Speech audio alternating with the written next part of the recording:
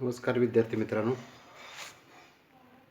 Semester सेकंडच्या management principle and application व्यवस्थापन तत्त्वे आणि उपयोगिता तिसऱ्या युनिटमध्ये आपण कोऑर्डिनेशन अँड कंट्रोलिंगचा अभ्यास करतो आहे. समन्वय आणि नियंत्रण.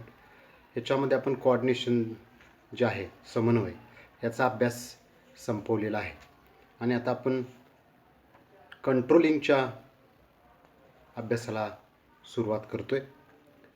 कंट्रोलिंग जे आहे ते आपल्या मनामध्ये जे आहे त्याच्यापेक्षा ते खूप वेगळं असतं. आपल्याला वाटतं कंट्रोल म्हणजे दबाव टाकणं, त्याचं नियंत्रण करून घेणं, तपासणं त्याचं. हे असं असत नाही. नियंत्रणाची संकल्पना खूप वेगळी आहे की जी आपल्याला आजच्या तासामध्ये लक्षात घ्यायची आहे. आता नियंत्रण जे आहे हे नियंत्रण व्यवस्थापनाचं शेवटचं परंतु अत्यंत महत्त्वाचं कार्य. पहिलं कार्य कोणतं व्यवस्थापनाचं? तर नियोजन. म्हणजे नियोजनापासून व्यवस्थापनाच्या कार्याला सुरुवात होते आणि नियंत्रणानं व्यवस्थापनाच्या कार्याचा शेवट होतो. म्हणून शेवट महत्त्वाचा आहे. नियंत्रण म्हणजे निर्बंध. मी म्हटलं ना की आपल्याला नियंत्रण म्हटलं की निर्बंध, दबाव, कटुता, कठोरपणा वगैरे वगैरे. नियंत्रण म्हणजे स्वातंत्र्य व अधिकारांना मर्यादा, असे आपल्याला वाटतं.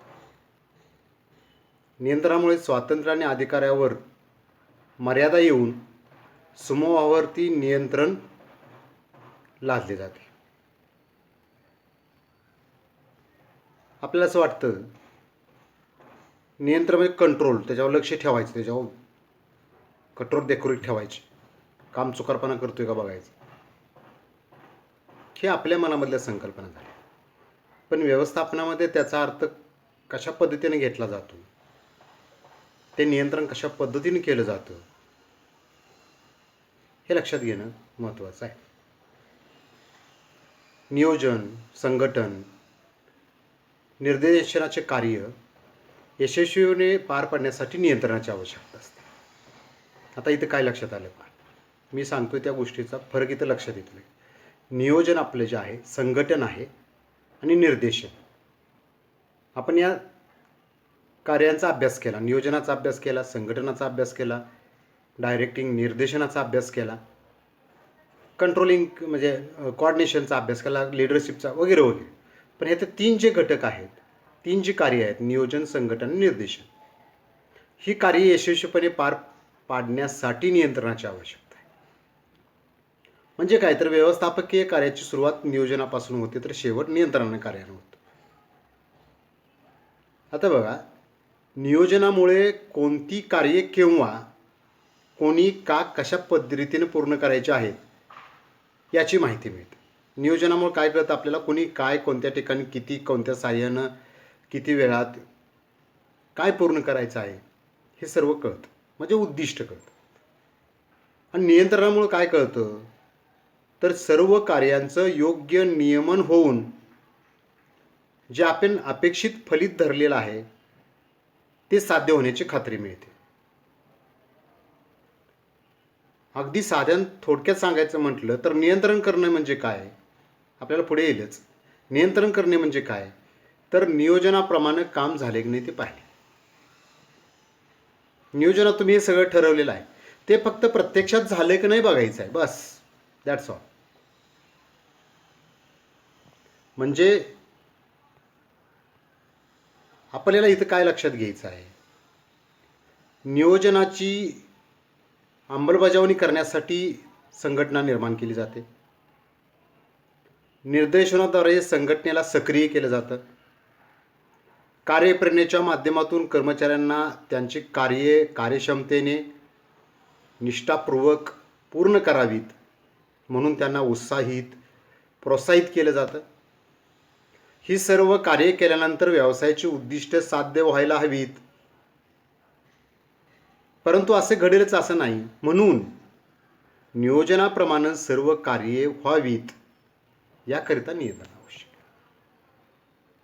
थोडक्यात व्यवसायाच्या इतर कार्याचे यश हे नियंत्रणाच्या कार्यावर अवलंबून आहे.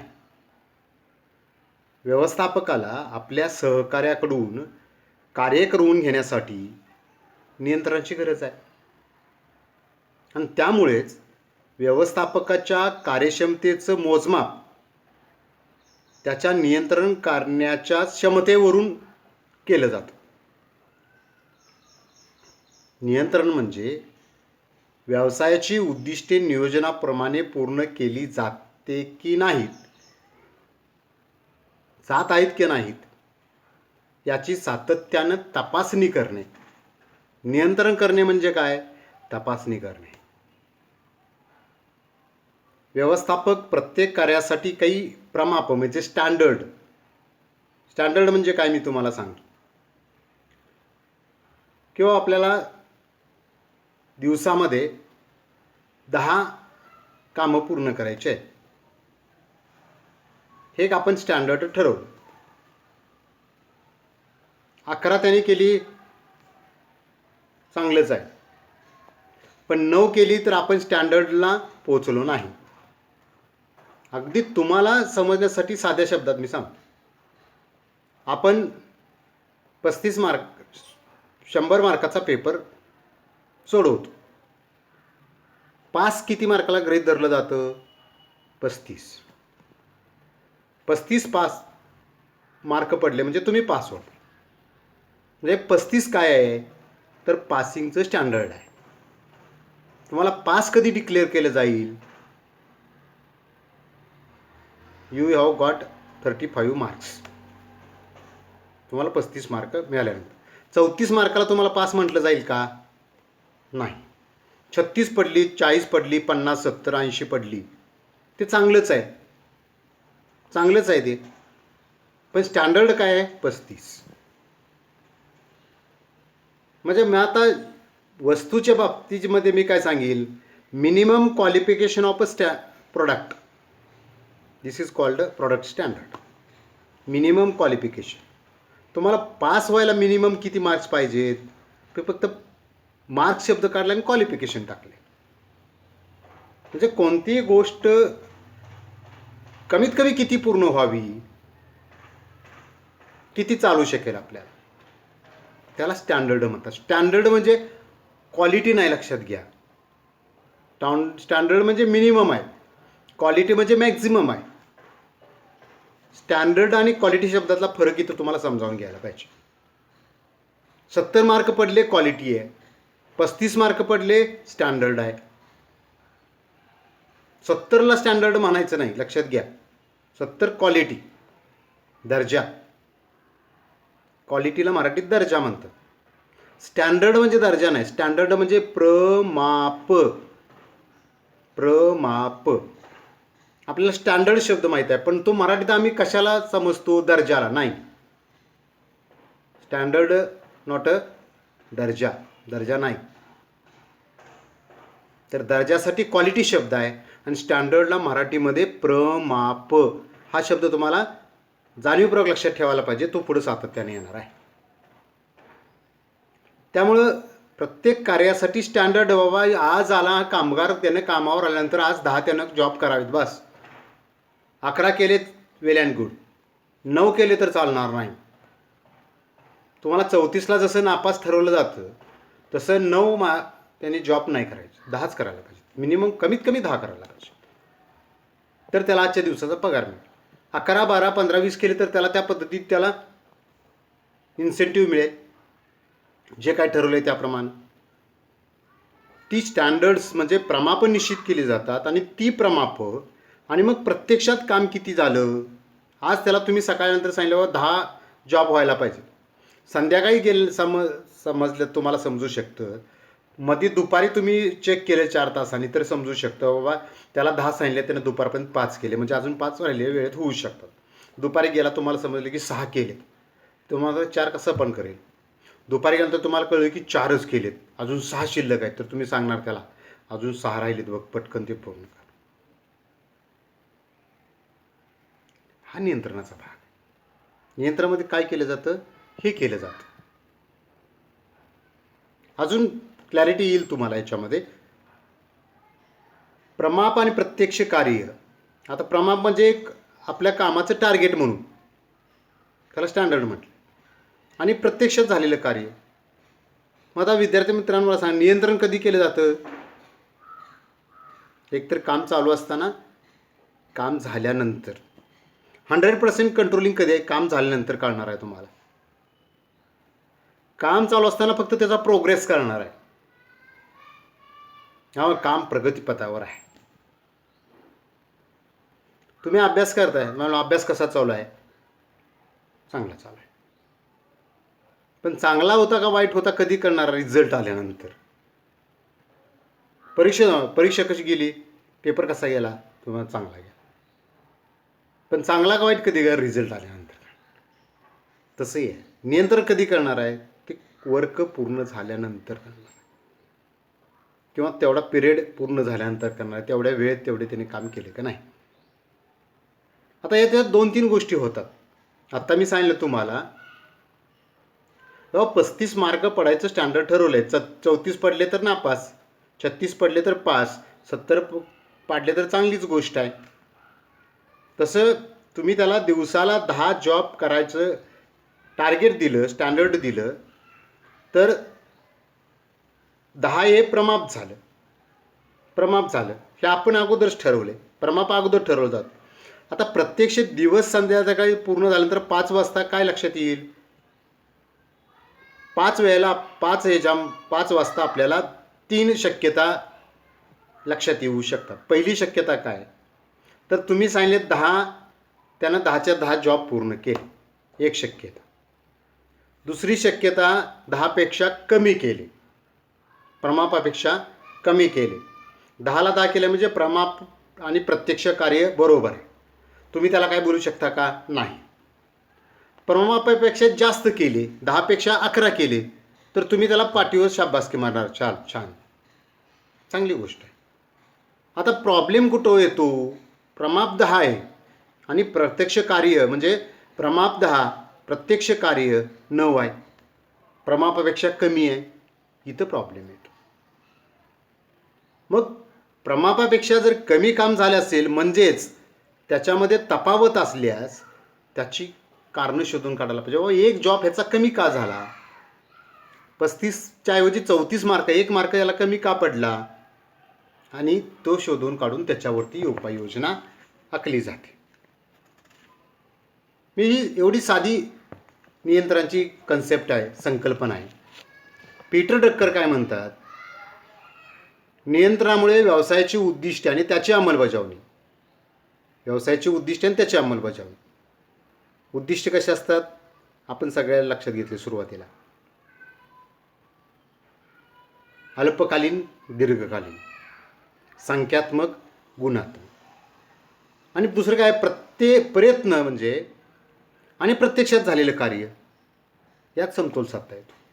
नियंत्रणामुळे काय केलं जातं? तुमचे प्रयत्न आणि प्रत्यक्ष कार्य यात समतोल साधला जातो. वर्क इन प्रोग्रेस तुमचा कार्य प्रगतीपथावर आहे का नाही हे आधीमध्ये बघितल्यानंतर तुम्हाला कळतंय. आम्ही कसं म्हणतो, तुम्ही नुसतं फिरता बघा, कायच अभ्यास करत नाही.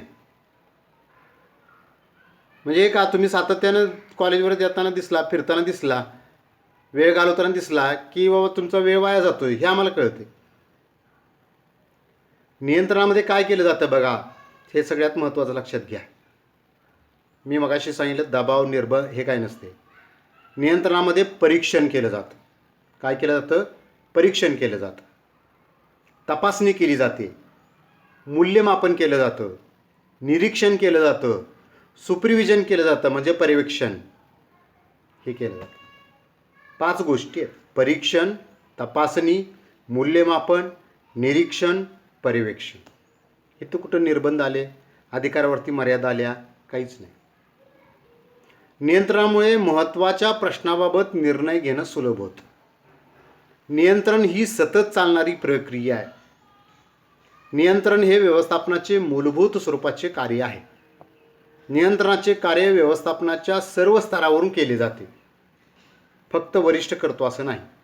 नियोजन आणि नियंत्रण कार्याचा परस्परावरती परिणाम घडून येतो. नियंत्रणाच्या कार्याचा संबंध भविष्यकाळाशी संबंध असतो. की त्यामुळे ती एक गतिशील प्रक्रिया आहे. व्यवस्थापनाच्या कार्यामधील परस्पर संबंध आपल्याला आकृतीच्या साहाय्याने सुद्धा दाखवता येतो. एका बाजूला नियोजन आहे, नियंत्रण आहे, वरती निर्देशन आहे, मध्ये संघटन आहे, कार्यप्रेरणा आहे. आता आपण याची व्याख्या बघूया. तुमच्यासमोर व्याख्या आहे. योजनेप्रमाणे संघटनेची उद्दिष्टे साध्य झालेली आहेत याची खात्री करून घेण्यासाठी प्रमापेय आणि साध्य याची तुलना करणे. साध्य म्हणजे प्रत्यक्षात झालेले कार्य, प्रमाप म्हणजे आपण किती काम करायचे ते ठरवलं, स्टँडर्ड. आता याच्यातील फरक आढळल्यास त्यावरती योग्य उपाययोजने यास नियंत्रण करा. त्याच्यापेक्षा सुटसुटीत वाक्य आहे, पर्याप्त प्रगती आणि समाधानकारक कार्य व्हावे यासाठी योजनेनुसार अपेक्षित कार्य म्हणजे स्टँडर्ड, प्रत्यक्ष कार्य तपासून पाहणे म्हणजे नियंत्रण होय. नियंत्रण म्हणजे काय, तर काय करायचे हे ठरवणे, प्रत्यक्षात करण्यात आलेल्या कार्याचे मूल्यमापन करणे आणि गरज भासल्यास योजनेनुसार प्रत्यक्ष कार्य घडवून यावे याकरता सुधारात्मक उपाययोजने. तुम्ही स्वीकृत केलेली योजना असेल, नियोजन असेल, दिलेल्या सूचना असतील आणि तत्वाप्रमाणे कार्य होते की नाही हे तपासून पाहण्याचा नियंत्रणामध्ये समावेश होतो. नियंत्रणाचा उद्देश उणिवा, चुका दुरुस्त करण्यासाठी, त्याची पुनरावृत्ती टाळण्यासाठी निर्देश करणं हा असतो.